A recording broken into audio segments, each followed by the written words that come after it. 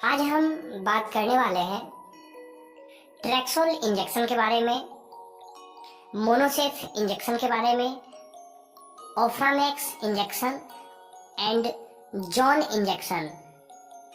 इन सब के बारे में हम विस्तार से जानेंगे। आज हम बात करने वाले हैं कि इन इंजेक्शन का यूज, इसके बेनिफिट्स, इसके डोजेज, इसके साइड इफेक्ट, इसके कंपोजिशंस, इसके सब्स्टिट्यूट्स, इसके एमआरपी, यह किन किन दवाओं के साथ इंटरेक्शन कर सकता है, किन किन चीज़ों के साथ इंटरेक्शन नहीं किया जा सकता है, यह किन किन परिस्थितियों में उपयोग किया जाता है, इन सब के बारे में हम विस्तार से जानेंगे। तो आप इस वीडियो के अंत तक बने रहें और चलिए हम बिना देर किए अब स्टार्ट करते हैं। जैसा कि आपके सामने ट्रैक्सोल, जोन, महासेफ, मोनोसेफ और ओफ्रामैक्स है, ये इंजेक्शन है। इसके जस्ट ऊपर आप देख सकते हैं सेफ्ट्रियाजोन, जो कि इसका कंपोजिशन नेम लिखा हुआ है। चलिए हम इसके यूज के बारे में बात करते हैं। यह एक जबरदस्त एंटीबायोटिक है। इस इंजेक्शन का उपयोग टाइफाइड जैसे बड़े रोग, निमोनिया जैसे रोग, बोन एंड जॉइंट इंफेक्शन में इस्तेमाल किया जाता है। त्वचा संबंधित रोग, यूरिनरी इंफेक्शन यदि हो तो ये सब परिस्थितियों में इसका उपयोग किया जाता है। साथ में फेफड़ों में इंफेक्शन, रक्त में इंफेक्शन, पेट के इंफेक्शन एक्सेट्रा में इसका उपयोग किया जाता है।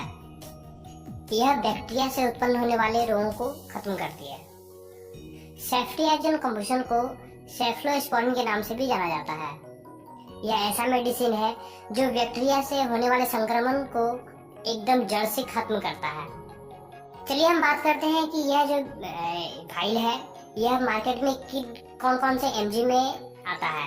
तो जैसा कि ये 250 एमजी में, ये 500 एमजी में और 1000 एमजी, जिसे 1 ग्राम कहा जाता है, ये 3 तरह के फाइल जो है आपको मार्केट में अवेलेबल है। सेफ्ट्रियाजोन के 3 फाइल है जो कि मार्केट में इस टाइप का आपको अवेलेबल है। इस इंजेक्शन का उपयोग इंट्रावेनस यानी आईएम में किया जाता है। इस इंजेक्शन का उपयोग कभी भी डॉक्टर्स जो है आईएम में यानी इंट्रामस्कुलर में लेने के लिए कभी भी सलाह नहीं देते हैं।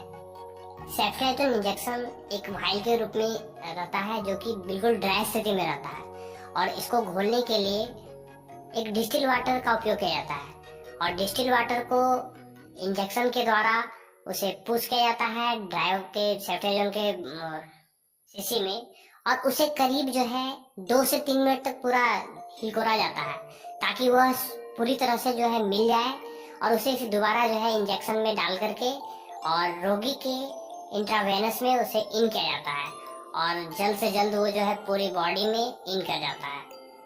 चलिए अब हम इसके साइड इफेक्ट्स की बात करते हैं। जैसा कि साइड इफेक्ट्स में आपको देखा गया कि सांस लेने में परेशानियां आ सकती हैं रोगी को, सिर दर्द करना, हड्डियां टूटने की स्थिति होना, हाथों में, पैरों में, चेहरे पे सूजन की स्थिति आ सकती है, एक्सेट्रा तरह की जो है आपको लक्षण दिख सकते हैं इसके साइड इफेक्ट के रूप में।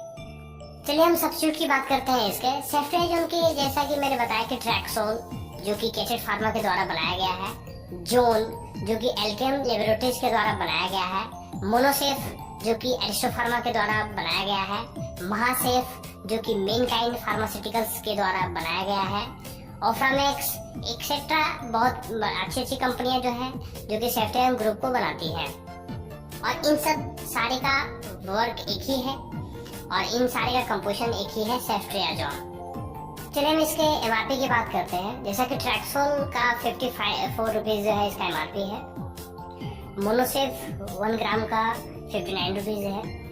इसी टाइप से हर कंपनी के अलग अलग एमआरपी हैं, आपको जो सुविधा लगे उस। चलिए हम इंजेक्शन की बात करते हैं। यह जैसे एमिकासिन हो गया, क्लोरामफेनिकल हो गया, क्लोरोवैक्सीन, इन सब के साथ इसका इंटरेक्शन है। इस दवा को लेते समय आप शराब के डोज को सीमित रखना चाहिए। जो व्यक्ति लिवर डिजीज, किडनी डिजीज इस सब से पीड़ित हो, सीजर डिसऑर्डर से पीड़ित है, उन पीड़ितों को सावधानी बरतने की जरूरत है। तो कृपया करके इनका सही तरीके से इस्तेमाल करें और इन सावधानियों से इन्हें बचना चाहिए। चलिए हम इसके डोज के बारे में बात करते हैं। जैसा कि पीड़ितों को यह सुबह और शाम 2 वक्त जो है इसका डोज होता है।